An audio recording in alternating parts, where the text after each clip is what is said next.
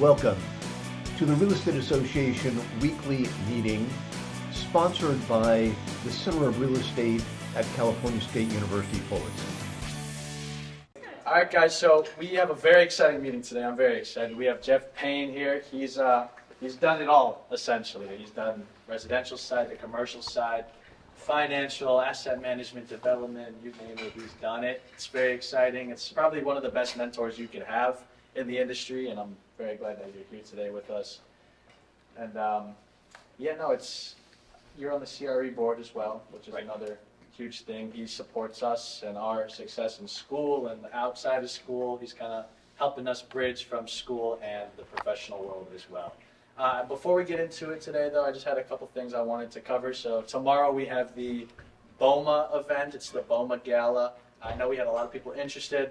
Unfortunately, they only had a couple tickets that they were given to us just because it was sold out already. So I'm trying to get everyone in. So we're kind of cycling through. I kind of said to the board, hey, let's cut that down. Let's bring in some new faces tomorrow. So I'm very excited that we're going to have new faces coming with us tomorrow. And then we have some other things with BOMA. They're taking us to an Anaheim Ducks game. I believe they have one extra ticket. It's like a very nice suite and everything like that. You get all the food and whatever you want. So if you're interested in that, I'll get the information out and we could bring one or two of you with us. It depends on how many tickets they have there. And then Mario, I know you wanted to share something about... I'll put up the QR code. Just a reminder, we have two things going on the 14th, which is next Friday. We have Gary Martinez, who's going to be discussing AI implications with respect to commercial real estate. Great learning experience from 9 to 12 in the morning. And we have a lunch break. And then from 3 to 5, we'll be going down to Irvine. We're going to have a wonderful tour from the Irvine company. They're going to be touring us through 3 Park Plaza. It's a commercial office building. We'll get to see some tenant improvements that's going on, interact with the directors from the company.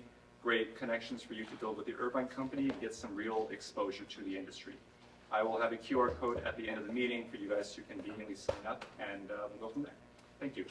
Yeah, it's going to be a great opportunity. Hopefully we can get everyone there. We're also trying to get some more tours throughout the year as well for you guys. Just anything that really gets you out there in the real world and see how it is firsthand. So without further ado, I want to give you the floor here, and let's give a warm welcome to Geoffrey Payne, everyone. Thank you so much. Hi, everyone. Well, first of all, I graduated from here. Was it 45 years ago or something? A long time ago. And until I went my first 2 years to Whittier College, which if anybody is closely associated with it, because I didn't like it at all. It was too small for me, and I didn't feel the classrooms were so that great. I started here in my junior year, and I lost a lot of credits transferring because Whittier College had this weird thing, so I had to catch up because I still wanted to graduate in 4 years, so I lost like more than a semester of credits. But one of my first classes was this real estate portfolio analysis class with a professor here named Don Crane. He was an amazing guy. And he would cuss a lot. He was just this wild guy. And the first week he said, and I should emphasize that I knew nothing about real estate. I wanted to be an accounting major, and I found it kind of boring. And the only real estate I'd ever been involved with, my parents owned a house, over time. And my dad was always, my brother and I were kind of slaves in building, so I built a lot. He said, this is what I want you to do. I want you to go get your real estate license and get student loans and start buying. Now this was in the 78, so probably most of you were not even conceived yet. And at that time, inflation was it was already at about 12%. Interest rates were like 12%. So I did that. I literally signed up the next week. Sounds like a good idea. Got my real estate license, got student loans, and used them to buy. I did my first nothing down deal, and it was a brand new project in Brea. And they wanted $100,000 for that. Sounds like a lot now, but those homes I think go for like 1.5 million. And a friend of mine was kind of a wealthy kid from here, and I grew up poor. So I said, let me show you these places. I had seen them, and he bought one. And and you have to understand, minimum wage was $1.65 at that time. So I got paid like $5,000 in commission. It was just astounding. And I said, so I went back to the builder, and the builder was having a tough time selling it. I said, what if I did this? I said, you're going to pay me a commission if I sell another one, right? Yeah, I'll do it. What if I bought it and you carried the paper? I'll put my commission down, and I'll kind of put some money together to do some, upgrades.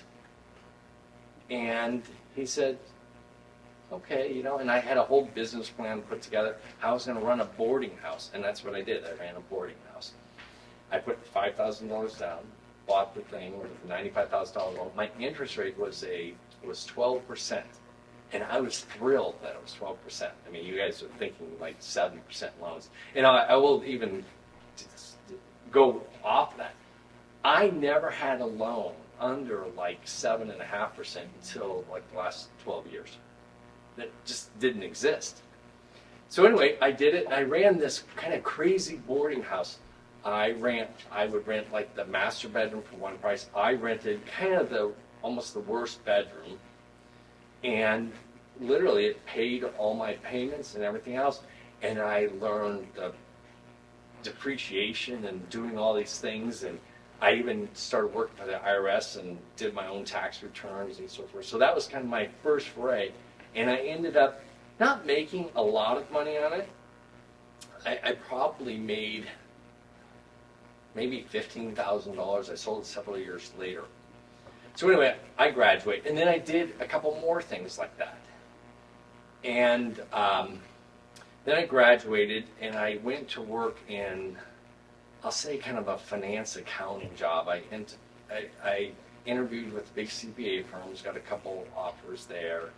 Interviewed with real estate companies, but I actually got a job with Hughes Aircraft in kind of a finance accounting job, and I absolutely loved it because Hughes, up to that point in time, even though we had 75,000 employees, was a nonprofit company, and it was run by a bunch of engineers. Have any of you ever worked with engineers, civil engineers, whatever? I'll tell you, and this is absolutely true. Do you know what engineers use for birth control? Their personalities. I mean, and so imagine, my first job was the business manager for this 90-person engineering department. In this department, it was all engineers except a couple secretaries and me. I was the penultimate bean counter. And I could do kind of whatever I wanted. It was this job to create on my own. And I got every promotion you could. But then probably one of the best things, I then got put on these negotiation teams where I was negotiating these multi-billion-dollar contracts. I was being flown to New Jersey and being on these teams. And I was a little bit of a gopher. Okay, I was a lot of a gopher. But I learned a lot, and these older people took me in because I demonstrated that I was willing to learn and work hard. And literally, we would work 80-hour weeks there. And then, kind of a fun thing, Hughes at that time had a program that they would pay for graduate school. So I applied to and I got accepted to USC. Oh, and by this time, I'm trying to figure out what I want to do, and I really love taxes. I know that sounds bizarre, but I just love taxes. And we're going to talk about taxes today because I'm going to tell you it is one of the most important things you will ever learn, and you must learn, and you must deal with it. But I got accepted to USC's MBT program, so it's their MBA with a tax specialty. Then I ran into a former classmate from here who foolishly talked me into going to law school. He goes, why are you getting your MBA? He goes, you're going to be bored. He goes, because you've already taken all those courses. There's just like a higher level of them. He goes, plus if you look at like a law school brochure, it has like 5 times more tax credits. You go, check out Loyola Law School. So literally I had to run in, take the LSAT, and I applied to USC and Loyola. Got accepted to both, but now I had this kind of weird dilemma. I've got this full-time job. I own my own place, running my boarding house. But by then I kind of kicked out everybody but one person. And I have to make a decision. Do I want to quit this job? So I went, and this is what's great about being poor, is you make you think outside the box. And I went to my company and I said, you're going to pay for 100% of my MBT. Why don't you pay for my law school? Well, how's that applicable to your job? You're an accountant. And I said, well, how about I write up what my business plan is? And I did. And what I did, I have to say I did a little art of manipulation. I took the class descriptions and I kind of, like this would be a tax course or a corporate law course, and I kind of fit them to my job. I redrafted them. And they go, that's good. But we finally agreed that they would pay for all classes applicable to my job. So they wouldn't pay for like constitutional law, which you're required to take. They wouldn't pay for torts or family law. But I ended up getting paid for probably 2/3 of my school to go to law school. So I finished in 3 years at night working full-time at Hughes. And I have to admit, if you wonder what rank I was in my class, I was rank. That was, I mean, I don't even know where I was, but I probably missed certainly 1/3 of my classes. I'd have to go on, on a trip. And even though Hughes was paying for it, they really weren't very generous with saying, hey, we're in the middle of negotiations. Hey, I got to go and study for a final. What? Screw that. You're saying right here, I mean, I remember one time it was my second year summer, because I had to take summer school classes, and I was taking family law. And we were the government funds, you have to have all government contracts approved by like the end of September, because their budgets come in place, as we know from the cluster mess we have in Washington right now. They have to have it approved and done by like October 1st. So there's kind of this race to get contracts approved. So we were working on kind of not a huge contract, big for those times. This is back in the early 80s, probably, $100 million. And it was right during my finals. So I go to my one was a mergers and acquisitions class, and I say to the teacher, and he says, hey, it's a take-home test. I'll give it to you. Just get it in. I want you to have it in by when everybody's supposed to turn the final. The family law professor, who rarely saw me because it was my first class at 6 o'clock at night. And by the way, I worked at Fullerton, and I went to law school at downtown LA at law school. So every night I'd have to leave. I'd try to leave Hughes because my first class started at 6. And I had to race to get down to my first class, and I went to classes till like 10:30 at night. So I missed a lot of the first class, and that class was at 6 o'clock. She goes, well, you can take the test tomorrow. This is like 3 weeks before finals, and I don't know about you, but I'm not the type who's ready for a final 3 weeks before the final. I'm barely ready the day before it, but I'm definitely not ready 3 weeks before. But anyway, I had to do it, and she gave my first and only D I've ever got in my life. She gave me a 61 out of 60. 60 was the lowest. And it was kind of unfair because she's grading my paper, and usually you have your number on there and so forth. But anyway, so these are just these trials. But I ended up getting the degree. I specialized in tax. And I continued staying. It was now the next dilemma I had was, I loved this job and I was advancing, and then a little company called GM came and bought Hughes Aircraft. And I had a little bit, I'm going to say something for women, because there truly is a glass ceiling and it's awful. But in this, I had my kind of own glass ceiling here, because at Hughes, this whole group of, so Hughes up until probably 1980 barely had any accounting people. All of a sudden, they're getting ready to sell and do this, and Ronald Reagan's giving them more money than whatever, you know. So there was this whole group of accounting people hired before me, and they were smart people. So I had this ceiling from the standpoint that in order for me to advance, I actually would have to, they would have to move up, or I'd have to go around them, and it was hard to see. But then this fool from one of my law school classes, he talked me into joining his firm. So here I have a brand new baby. I have, my mom is dying and died of cancer. I mean, I had, you know, life issues as we have it. I decided to quit. And my company, which is Hughes Aircraft, was just stunned that I would quit, you know. And what was worse, I cut my salary in half. And then the week I joined the firm blew up. Which a lot of firms were doing this was in the kind of mid-'80s. So now it's like, do I go back to the company with my tail between my legs and beg for my job back, or do I just stick it out? And probably, again, the thing I did is stuck it out. But by this time, I'm also continuing to develop real estate. I'm just slowly working up the food chain. I'm doing what you do. You buy a single-family fixer-upper or flipper, you know. You buy a duplex. You're just kind of moving up this food chain, trying everything. I've got my broker's license by then, and so I'm the chief cook and bottle washer. I'm raising the money to do it. I'm doing all the underwriting on it. I'm the broker on it. I'm the developer on it. I'm the builder on it. I'm doing everything because that's the only way you just had to do it that way. And I made stupid money. And maybe the good thing, and this is what's great about where you're at. When you're young, you can make stupid mistakes.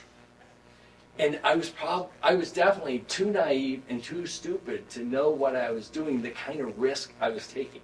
I'll give you an example. I bought this one house. This house, they wanted like $160,000. And it was a total mess. And I said to them, I'll tell you what, I'm going to put $5,000 in escrow. Or actually I released it to them, and I didn't even have $5,000.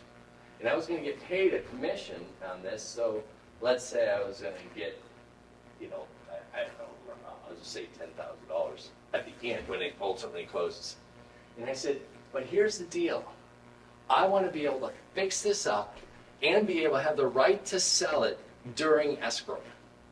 What? Well, this was kind of desperate times. This was in, sometime in the 80s. And they took the deal, you know. So I did some day trading in real estate, and I literally made the $5,000 buying Carl's Jr. stock. Day trading with Carl's Jr. stock.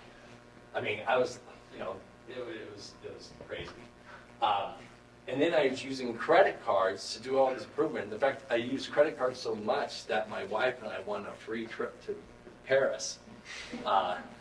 You know, so it was kind of, but anyway, I completely redid it, and I ended up spending, say, $25,000 to improve it. And so now I've got this, say, $30,000 out, and I'm buying it for $160,000.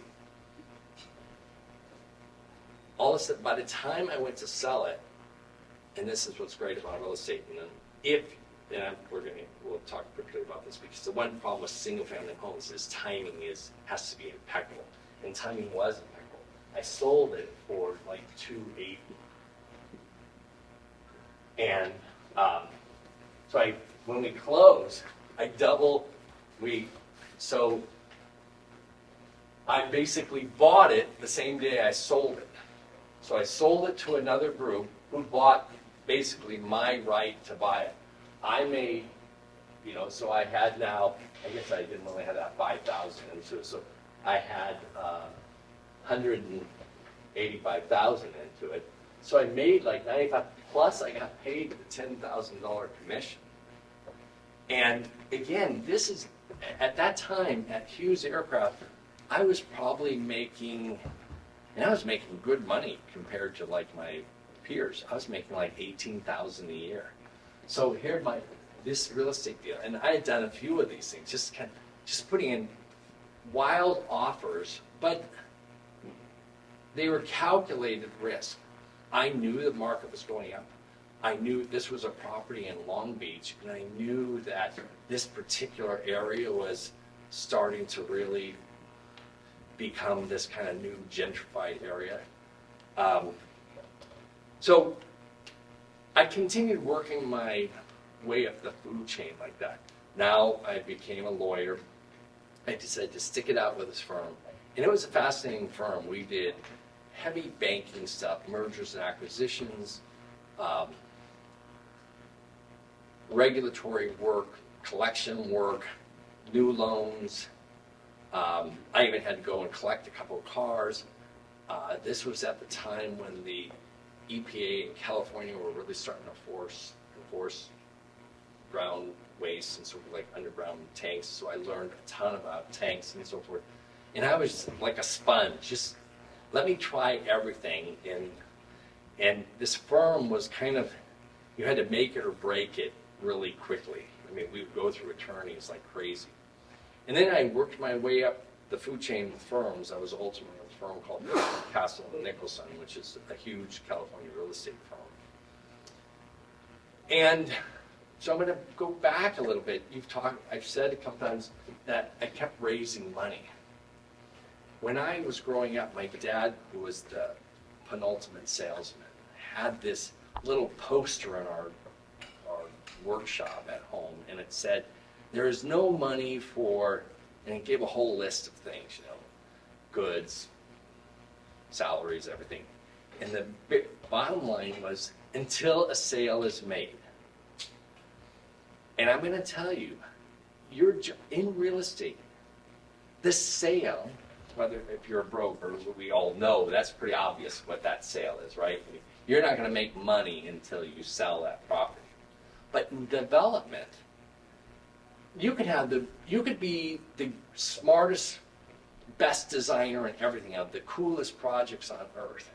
But if you can't raise the money for that project, or you don't have it yourself, or your parents don't have it, and I didn't have parents that, my parents didn't even pay for my college at Cal State Fullerton. So, and by the way, Cal State Fullerton was 90 a semester when I went there. So, and Bob Taylor, who's one of my partners, you graduated before me. How much was it when you went? 1966, I was a senior.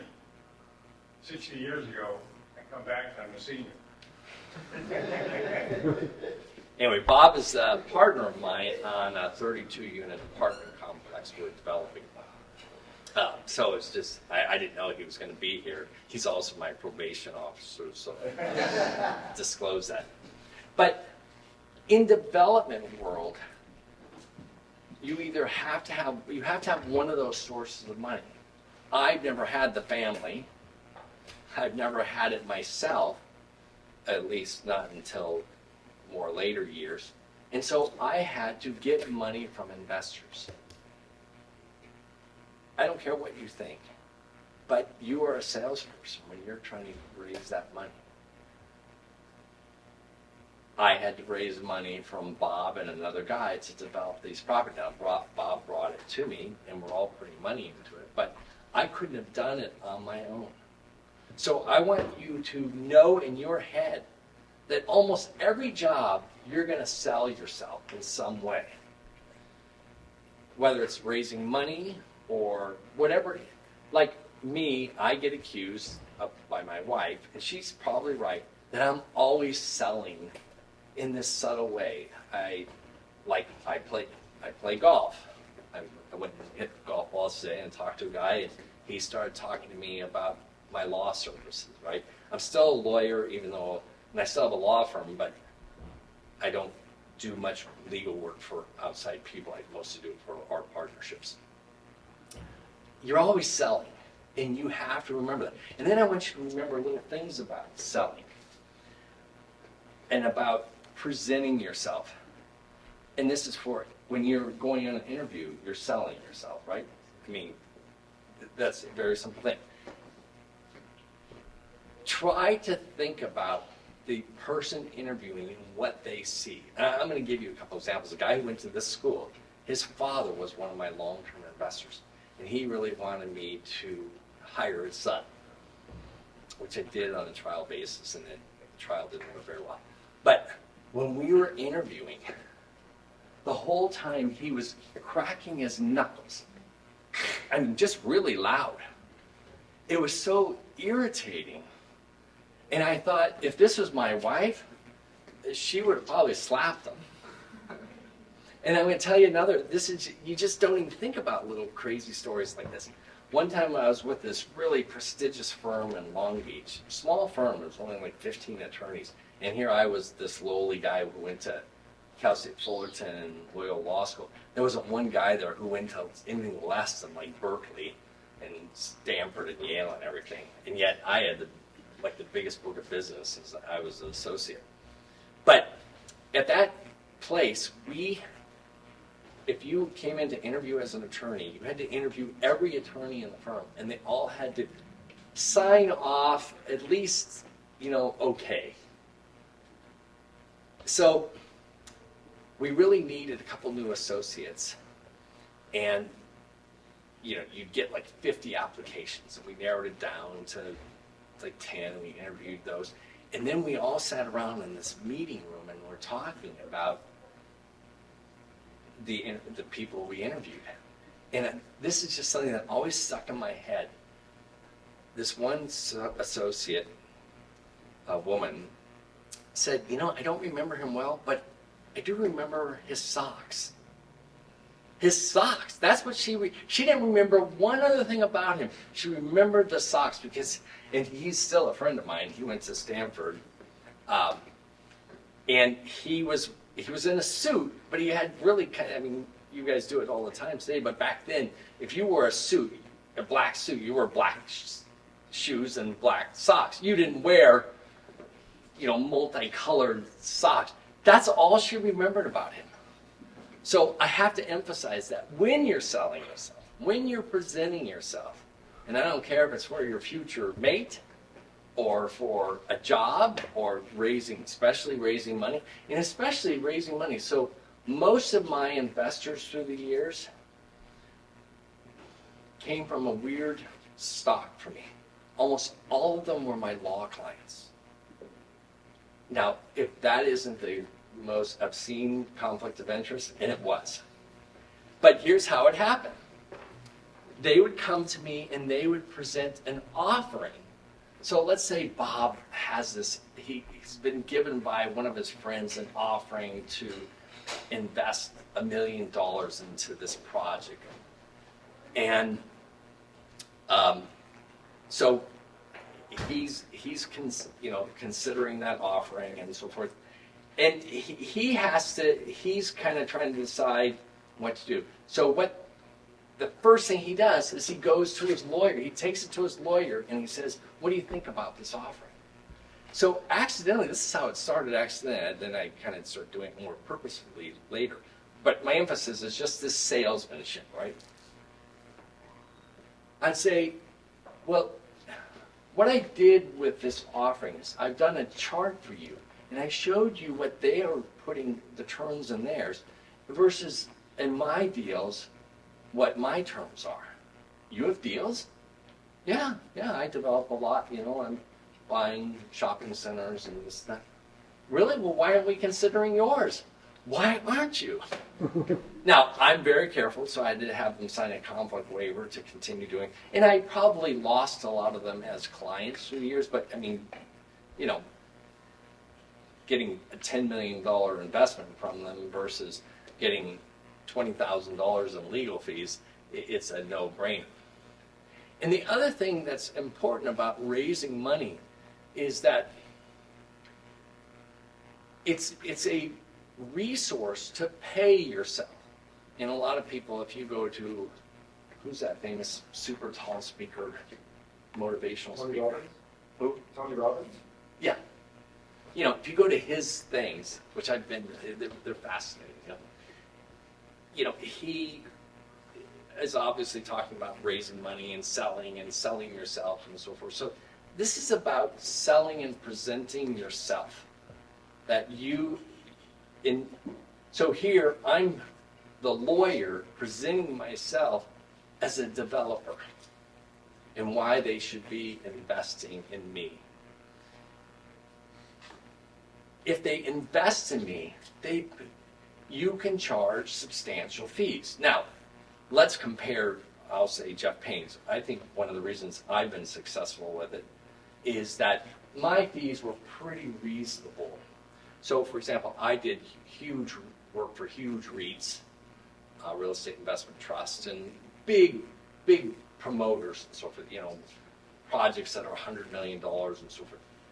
Their fees are astronomical. I'm going to give you, this is a true example. I even showed someone. In a typical REIT deal, it's not uncommon so let's say they're buying a $10 million deal and Geoff Payne's buying a $10 million deal. I'm going to go to theirs. Their $10 million deal, they get a acquisition fee. Even if there's a broker involved, they get an acquisition fee. They get due diligence fees. They have so many levels of fees, it's astounding. Then once they take over the property, even if they have a third-party management company, they're getting asset management fees, probably some piece of property management fees. They get disposition fees. And since you're pretty much required to roll your money into 1031 exchanges, you all know what 1031 exchanges are. Since you're pretty much required to roll your money into a 1031 exchange, they're getting the disposition fee going out and the acquisition fee and all those fees over again going in. It is not uncommon. I will tell you, if you look at a typical REIT or a big offerors, offering memorandums, it's not uncommon for their total fees going into a deal being at least 8 to 10%, and frequently 12 to 14%. So let's take that $10 million deal. On their deal, right up front, they're getting paid between $800,000 and $1.4 million. Right up front. Geoff Payne's deals, I was lucky I always looked at it, I didn't look at that as my profit center. And one of my big things, and this is something you will have to decide if you raise money, whether you're working for a company, you go to work for a big company, or you're doing it, on your own or something in between. You have to decide what is fair and reasonable to be able to attract the investment I want, to cover, I don't want to lose money going into and through the thing, but at the same time, I don't want this to be my big profit center. My big selling point is that if you make money, I make money. And that's always been my point. Do you think I do that, Bob? So that's just a decision that has to be made. My fees on that same deal, and when I say fees, I'm also including hard costs.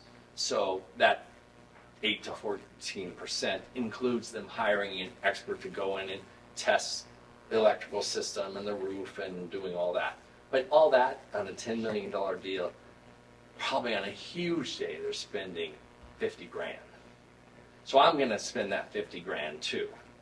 But on my deals, probably on a big day, it's going to be about $150,000 on that $10 million deal. I said the word taxes. How many of you pay taxes? I'm going to submit to you that every single one of you pays taxes. And I'll tell you, if you go to McDonald's or Carl's Jr., you pay taxes. If you buy gasoline, you pay taxes. Taxes, are so much a part of our life that we don't even consider taxes. Here's a perfect example. The Supreme Court yesterday heard Mr. Trump's tariffs arguments. And a famous line from the Supreme Court many years ago was, If it quacks like a duck and walks like a duck, it's a duck. And that's basically what I think Mr. Roberts, Honorable Roberts, said. This sure looks like a tax. And taxes are in the power of Congress, not in the power of the president.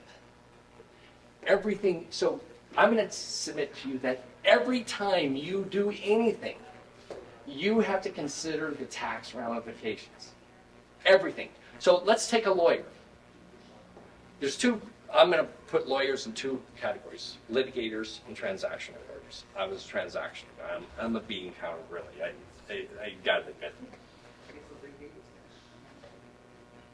So a client comes to me, and that person wants to set up an entity to purchase a piece of property. They want to purchase the property. They want to raise money. They want to figure out what's the best efficient way to hold that property, to manage the property, to own it. And if they're smart, they're thinking about what happens when I sell it. Maybe if they're really smart, they're even thinking about, what if I die and my heirs?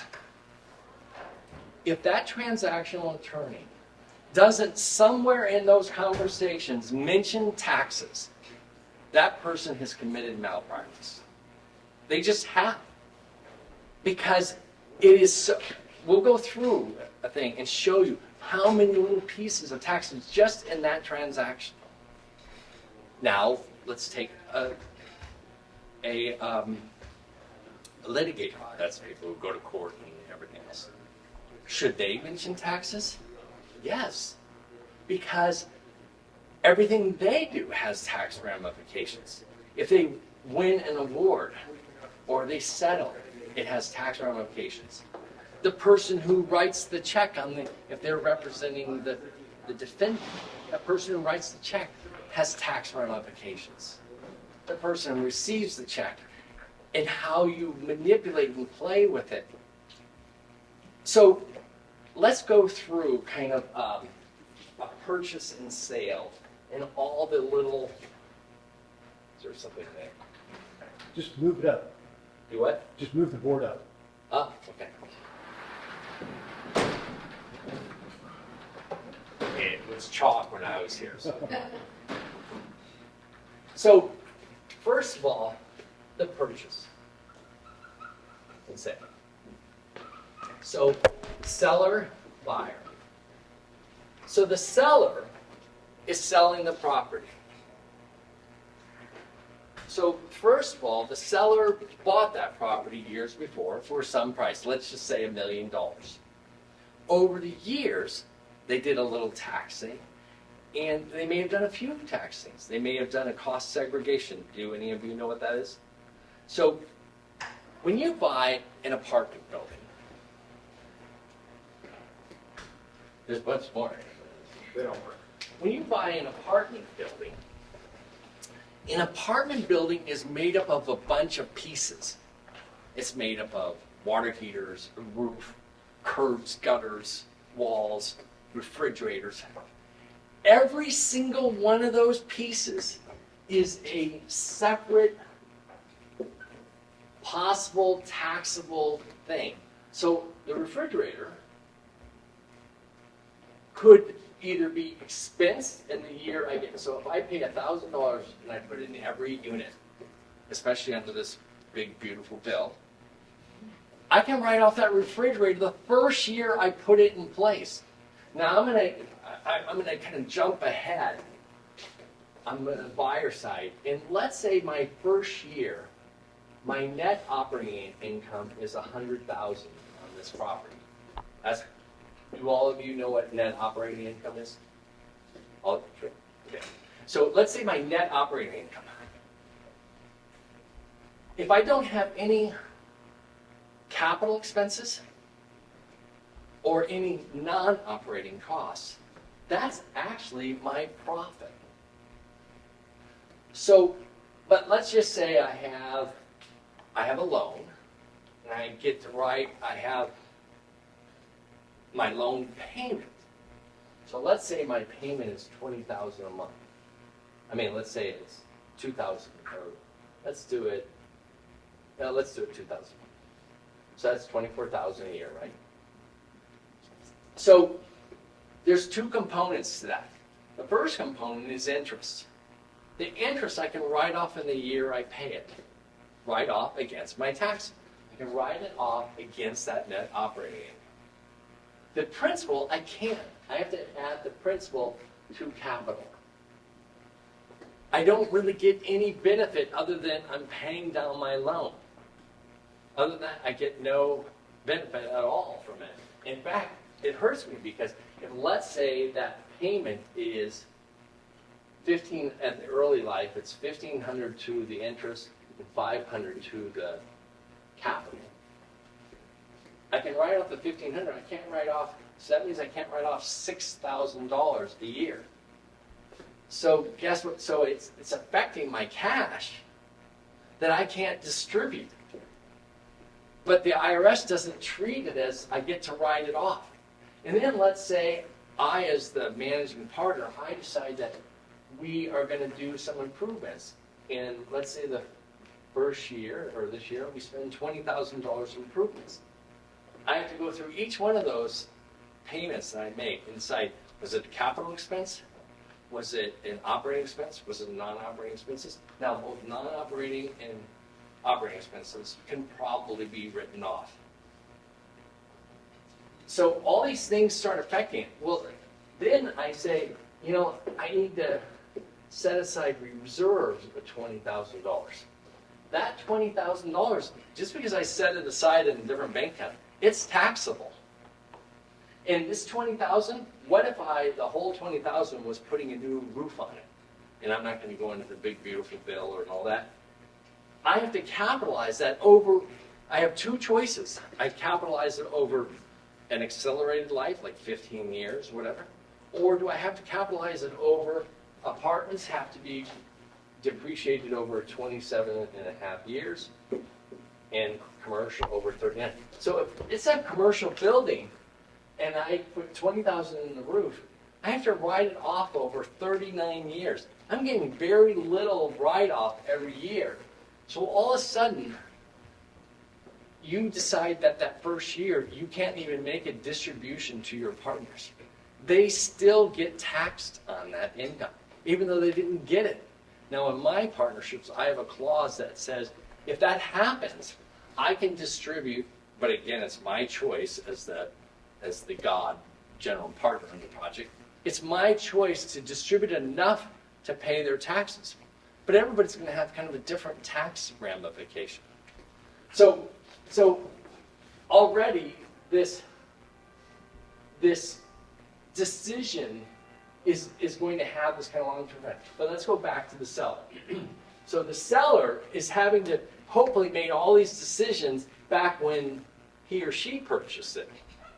If they didn't, then that can be a problem. Another issue they have to deal with is the type of entity they set up. You can hold it individually. You could hold it in a limited partnership. You could hold it in a corporation. You could hold it in an S corporation, which is a corporation that gets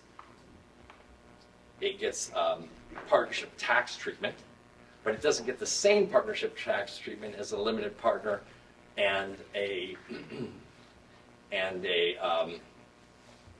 LLC. And that's important because if you raise money, you're probably going to get a disproportionate interest for yourself, meaning I have 100% to give to everybody.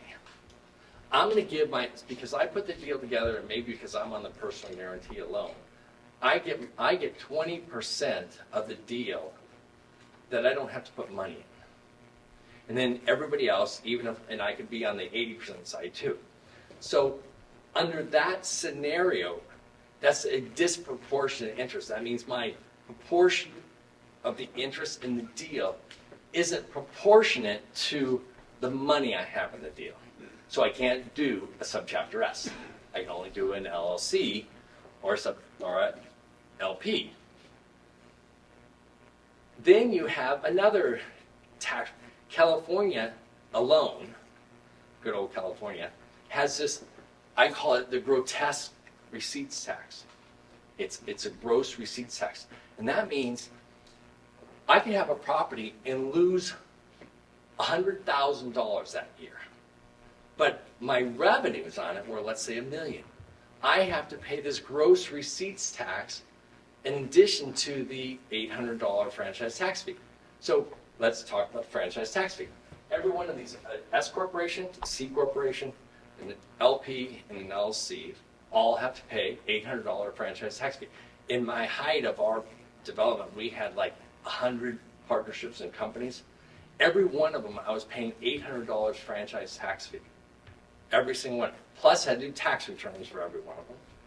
Plus, so is that 800? It's called a franchise tax fee. Is that a tax? I don't know. It sounds like a tax, right? So one of the very first things that the buyer has to decide, and that this seller should have decided maybe years before, what kind of entity I should buy it in, because it has huge tax ramifications. If they put it in a C corporation, the tax ramifications are astronomical. I represented a big hotel in Laguna Beach. You would know the hotel. The family put it in a C corporation. It's just a regular corporation. Many years before, they went to they listed it with the we talked about listing. Next thing I know, they listed it. I said, "You have a huge issue here that you have failed to talk about. You needed to convert it to an S corporation or another kind of entity. You do an appraisal and then hold it for several years and try to get as low as appraisal. Because when you get taxed, when you hold it in a C corporation, you have all kinds of fun taxes. So the first thing is, let's say you have in this case, they were going to have a $20 million gain. So it's all going to go to the corporation. And at that time, the corporate tax rate was 35%. So right at the top, they were going to pay $7 million in taxes. Now they had another problem. In order to get the balance of the money to the shareholders, to the family members, that's a distribution. So they have now 13 million left, right? And so let's say they want to pay each family member. Let's just, I'm going to do this easier. Let's make that 15 million. Let's say there's 3. So you're just going to get $5 million. Well, there's both. In California, we have federal tax rate. We have California tax rate, which is the top rate is 13.3. You have the alternative minimum tax, despite what people say. I mean, I've done articles and stuff about are Republicans or Democrats bigger taxers.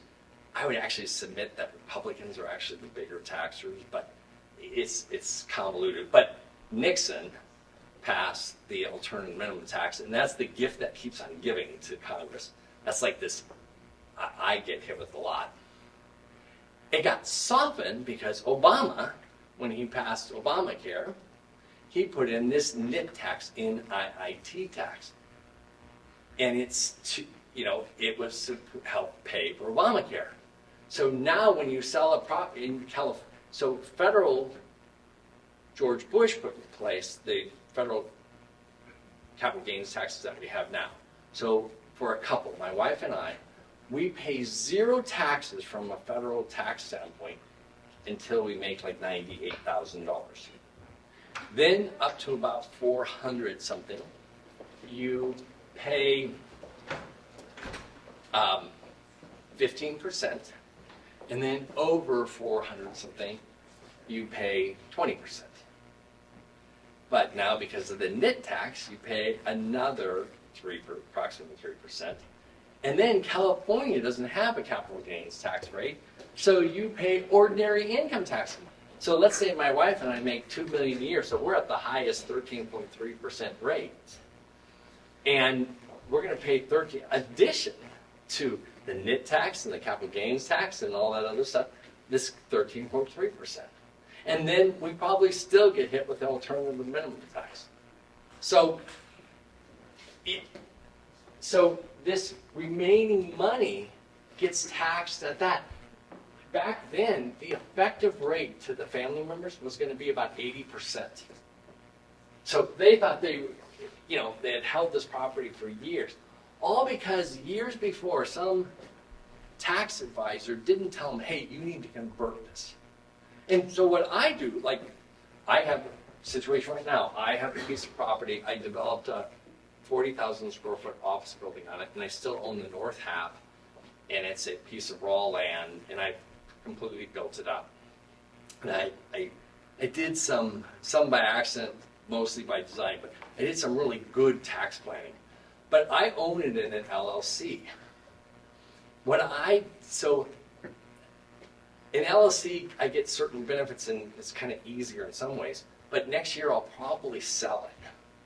So what I'm doing is, by the end of the year, and California has this easy problem, I'm going to convert it to an LP.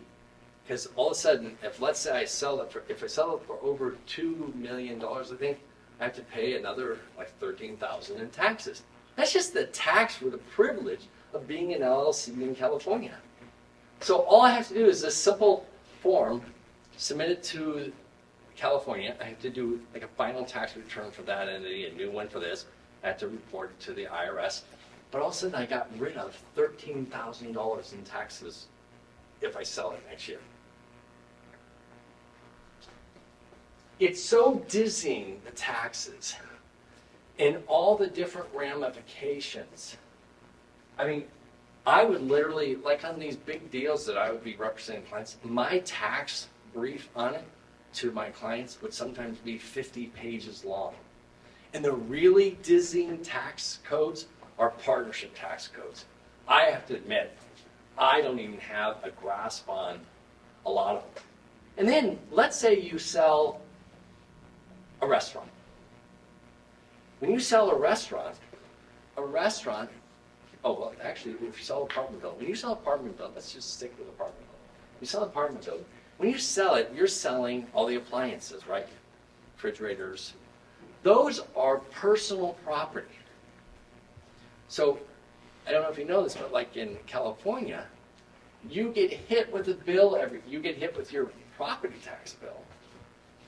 But you also get hit with a personal property tax bill. And you have to make an estimate of what all those refrigerators and stuff are worth. So there's two taxes you're paying. Now when you go to sell it, you think, oh, I can just sell it as part of the real estate.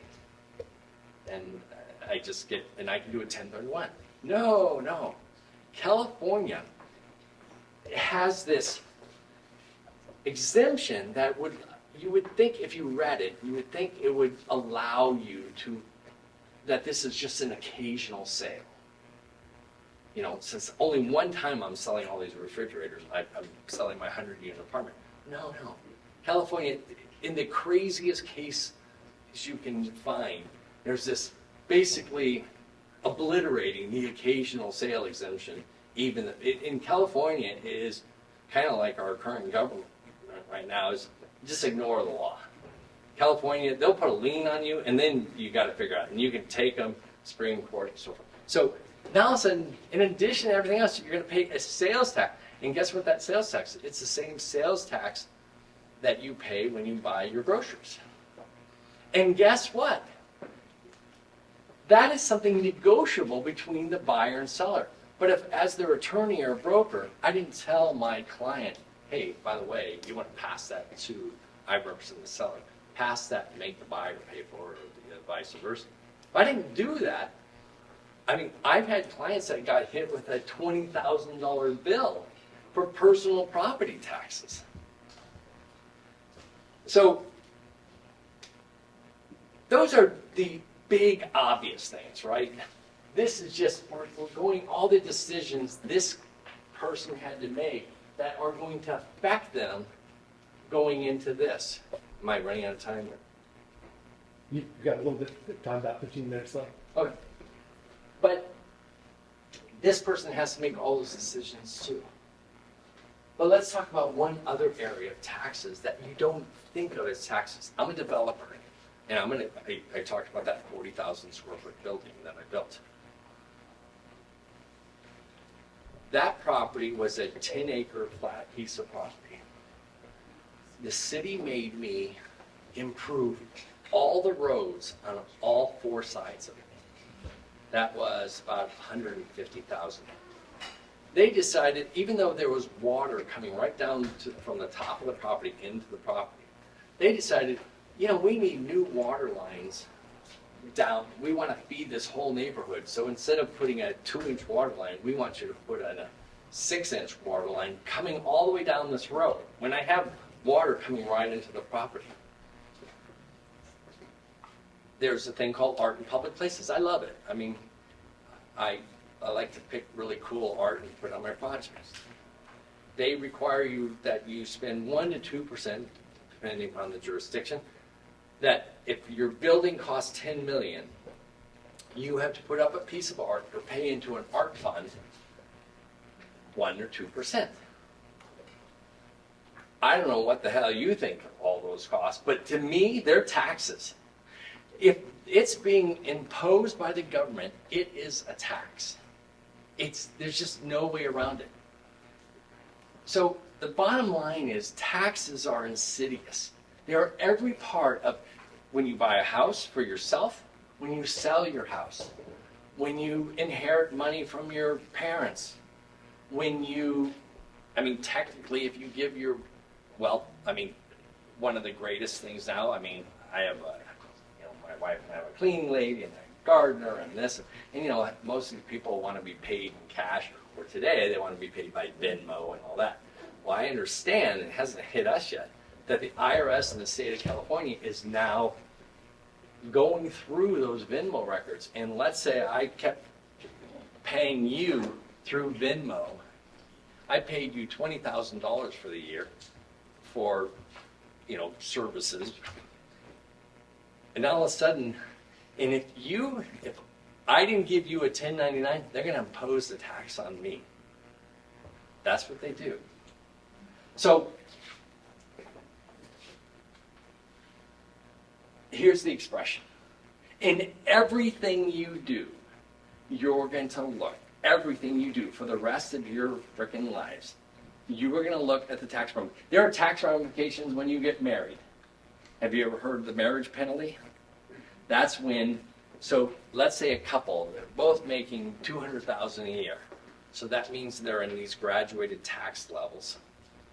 And neither of them at $200,000 are at the peak tax level. They're not at the 37% of federal, and they're not at the 13.3%. All of a sudden they get married and the spouse's incomes get stacked on top of each other.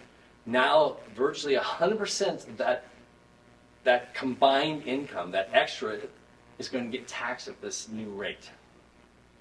How about you, here's a new fun trick. I just got hit with it. As a broker, you have to give your home address. You don't have to do it for public purpose, but you have to give it to the Department of Real Estate. And I'm a broker in Oklahoma too. I got hit by the city of LA. I live in Sunset Strip area in LA, saying you're supposed to be paying a business license fee of $400 a year because we see that you have a business at home.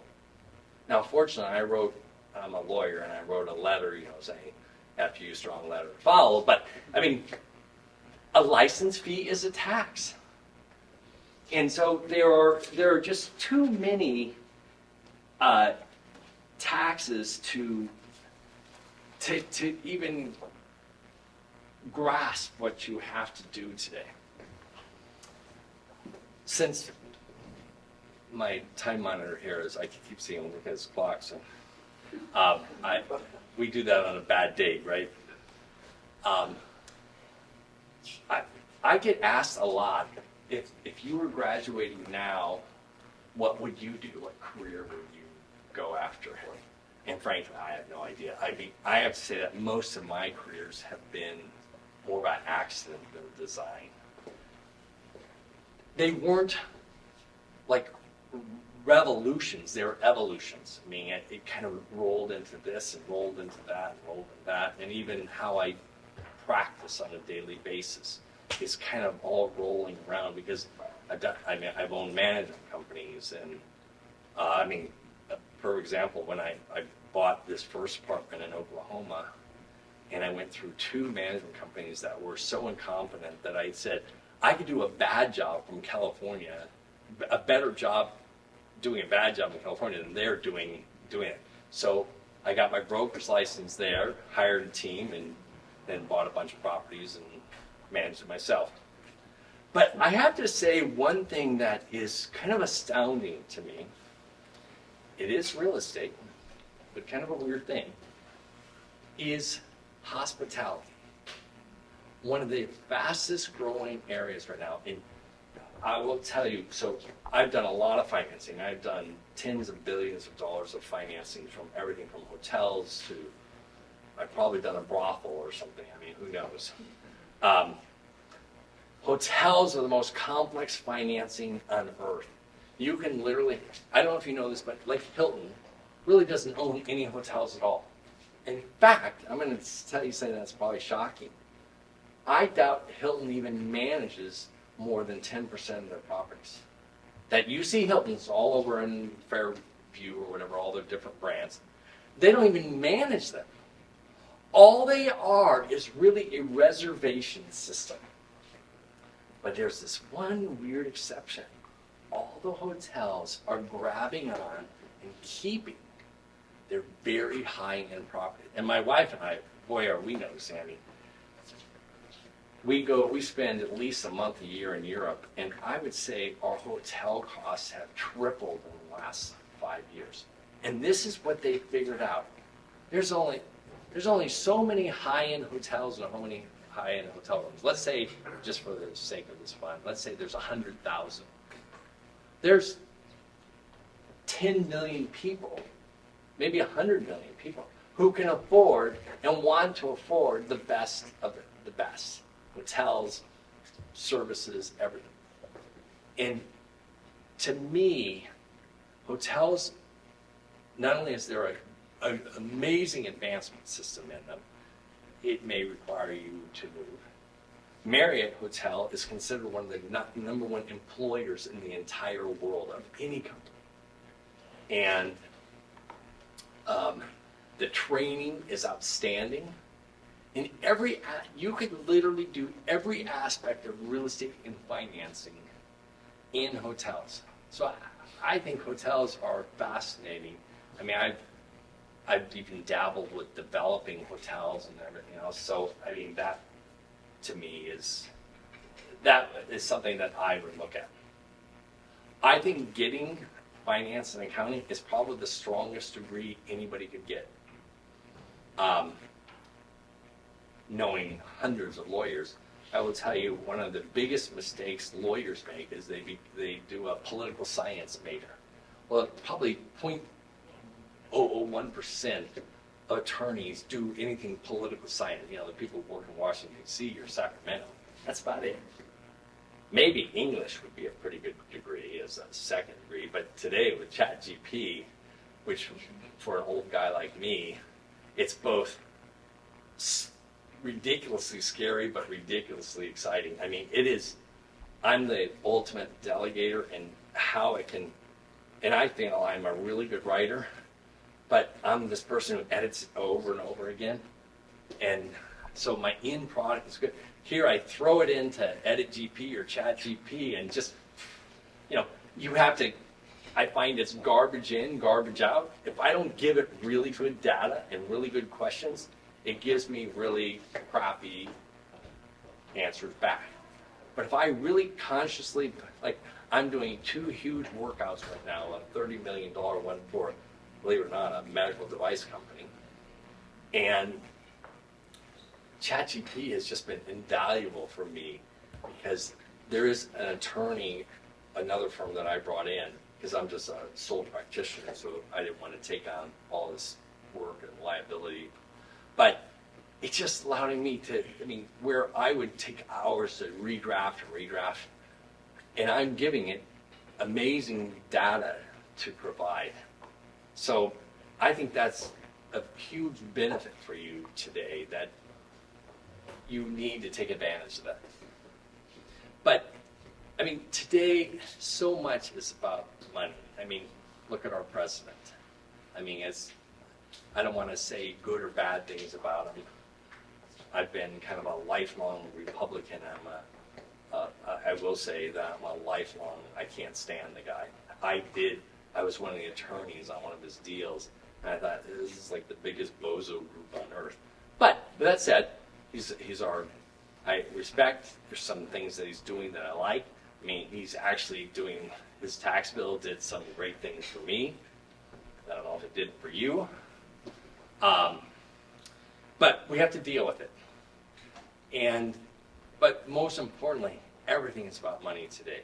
You know, I read something in the Economist magazine that thing when I graduated from college, and they did surveys of what people wanted to do when they grew up. You know, they were in college, and it was all like, I wanted to have a great career and then a great marriage.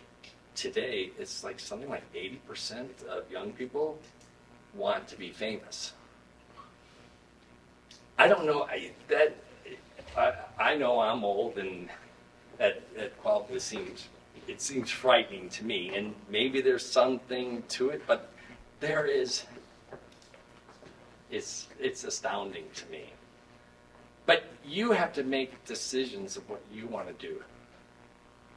Make certain you check off these pieces. I mean, you notice me, I went and got the law degree, and I built my resume. Did I do it like, did I graduate summa cum laude from Harvard? No, I mean, but I gotta tell you, I'm probably both financially and mentally more successful than a lot of the attorneys I've worked with in these big firms. Trying to think of any other life tips I could give you. I will say that I have the perfect wife. My wife is my partner, and I could go through some examples, but I won't. Find your partner. I mean, she's smart. She's actually a writer in Hollywood. I mean, she writes books and screenplays and stuff.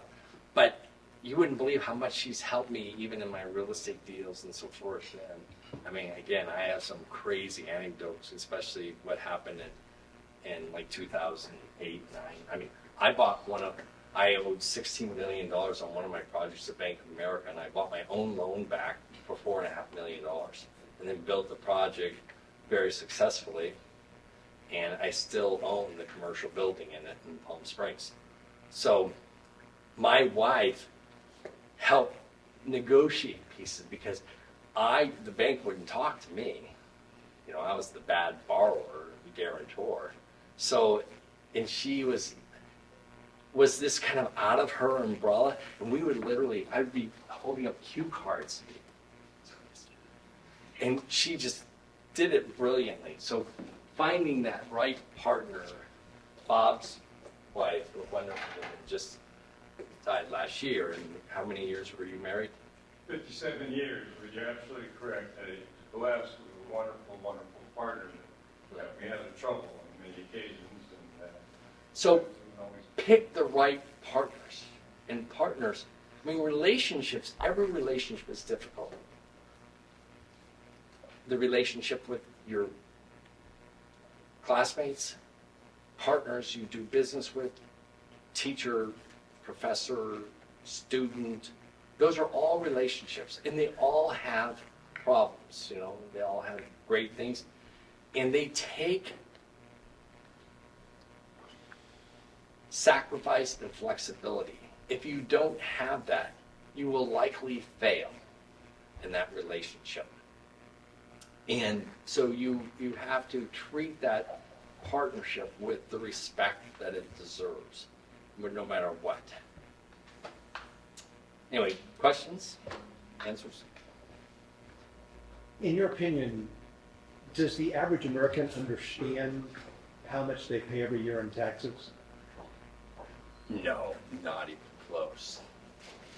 If somebody's serious about building wealth, how important is thinking about taxes to successfully doing that, whether you're investing in real estate, stocks, or anything? I'm going to tell you something. And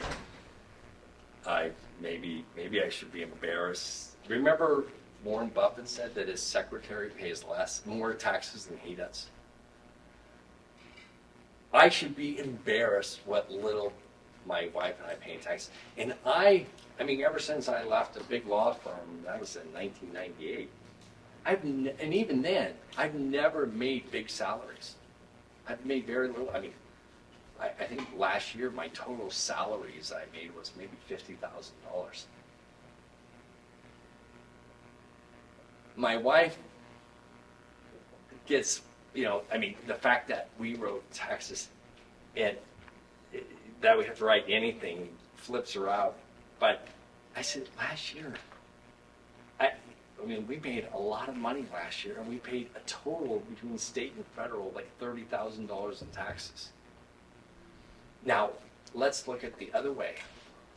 Let's say a couple makes $1 million. I make $1 million, they make $1 million, but they work for Google, and 100% of their income is from the Google pay. Their taxes are going to probably be about $400,000. My $1 million probably will be no more than 50 grand. So, yes. I know probably no one has even ever talked about taxes, and I'm probably the first knucklehead that came in here at the time. But to me, taxes are such, they're so an integral part of our life. I mean, at the peak in like 2005, my property taxes I was paying was like $4 million a year on all my properties. That doesn't include that $800 franchise tax fee and this tax and that. I mean, it's just like astounding to me. And yes, I get to write them off, right? Oh, except then, of course, Trump in 2000, his last term, passed that SALT thing, the $10,000 limit. That killed my wife and I because we sold a bunch of properties that year. And so now there's this $10,000 limit on all state taxes. So, I mean, our house property tax is 40 grand a year. And then that year we made a ton of, we decided to cash out. So we paid all these state income taxes and we could only write off $10,000. It was, I mean, I estimate that I've probably paid an extra $500,000 in taxes since that SALT thing was put in place. So yes, unequivocal. People don't understand it. They don't plan their life on what they need to avoid them. And a famous Supreme Court Justice, Judge Learned Hand, said, there's nothing wrong. I mean, all the things I do, I never get audited, never. And yet, I mean, in a way, you could argue that I write off my lifestyle, and I mean, we go to Europe and we write off a lot of it and stuff, because we're looking at property and investments and stuff. And so, and you can start that early. In fact, probably one of the things I would recommend fairly early is having like an S corporation that you could get paid through and write off expenses really pretty early. Other questions? Good presentation, Jeff. I think for me, I'd like to live well and not make any money. So that's my motto. So I have an LLC that generates revenue, and I don't own the LLC, but I operate it. It can need certain tax benefits, paying for school or as employee training, or my car is some good advertisement expense, and since my other one's over £6,000, I can $9 in. But it's really complicated for someone like me to find a good tax accountant or a good tax attorney. Do you have any good tax resources for someone like me other than my CPA? Wow. Good question. Let me think about it. Remember, if you start getting $250,000 a year, you have to pay the gross receipts tax. In fact, I mean, and I made a stupid mistake. This one property, we went to $251,000. So I had to pay an extra $900 in taxes for that extra $1 in taxes. So I'm converting that to an LP. Now, there are disadvantages to an LP that the general partner sits outside of it, so they're exposed. So then you almost have to have another entity to hide that exposure, right? Because if you're managing yourself and you get sued, they're going to sue both the entity and you. So could I have multiple LLCs, pick up different parts of the revenue? Yeah. And have You can- some I do. corporation control? I will tell you, I've done signature pages. It starts here and it keeps going down. That are 4 pages long for one entity. When you get into REITs and so forth, it's dizzying how many layers there are. And there could be 20, 30 layers underneath that entity. To piggyback off of his education question, though, I guess in your time of using like ChatGPT, so using resources, have you noticed that the information that it gives back? So for me, if I'm looking to get more like general tax knowledge or law knowledge in like real estate, has the information you've gotten from AI been somewhat correct, or have you noticed that you've I been having found it to adjust pretty it? correct. And I played little games, like I wanted to do some things with a Roth IRA, and I then checked it out with our tax preparer, and it was right on. So I'm kind of not even using my tax preparer, charging me, $450 an hour every time I breathe on it. So yeah, I found it pretty good, but again, it's good questions. I mean, I know, so remember the law school story I told you. So the other thing I was doing, the part of the classes I was paying for in my driving to law school and everything, I was writing all that off. So here I was only making like $15,000 a year. I was writing off, I got to write off my interest and my taxes on my house. And I wasn't reporting the income that I was getting from my report. I probably should have, but I didn't. But I have to admit, I don't know personally right now what the laws are about writing off your education. But if it's historically been that if your education is part of your job, and there's a lot of ways you can do that. I guess, sorry to clarify, I was mainly asking for like a resource to Right. get that. I think I would ChatGPT say is that pretty it good. would be, at least, it's not like the fully credible source, but. I think, again, ask good questions. Really give your facts that you want to be answered. Don't just do, some broad brush. 2 of the 7 pieces. I have to say, it's pretty funny for you guys to be asking me this old man about ChatGPT. Hi, so I'm starting in real estate and I don't personally make any income right now. What can I do now to prepare for taxes, possibly in the future when I'm doing real estate? Well, probably early on, I would set up a S corporation more than an LLC because then you can start writing off expenses through it.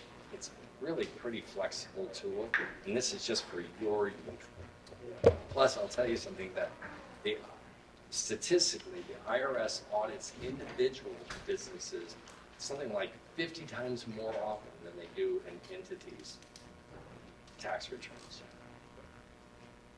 So I should get into an entity then? Yeah, I would recommend at some point in time, you're going to have to balance if you're paying $800 franchise tax fee a year. You can set up the entity online. You have to pay someone to prepare your taxes. You probably shouldn't charge them more than $500 to do that. So, but let's say it's going to cost you $1,500 a year to have it. So you want to be making enough money to do it. But you literally, like my wife and I have a a limited partnership that we put all of our investments in. And, you know, that's how we do it. So it's kind of that same thing. Yeah. Would you recommend setting up an NCX?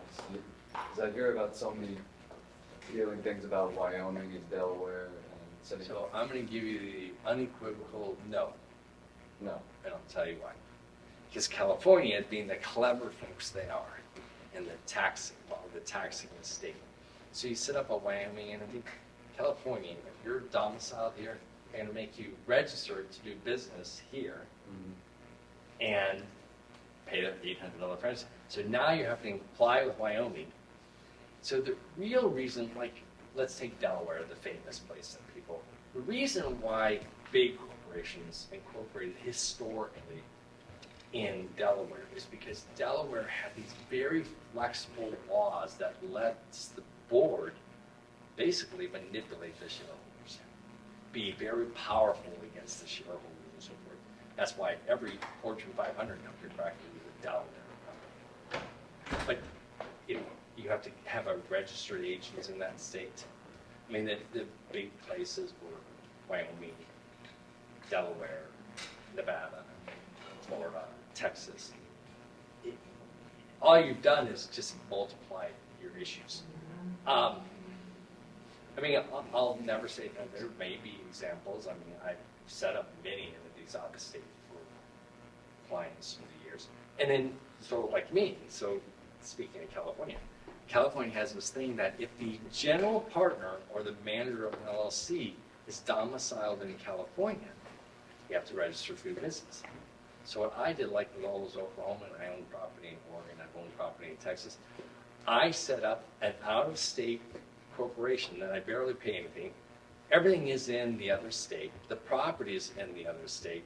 So I don't have to register to do business here in California. So that's the one time you want to do it. Sure. If the property or the business is completely out of state, but what you don't want to do is if you're the general partner individually, you are domiciled here, they're going to make you register. Well, good. Thank you so much.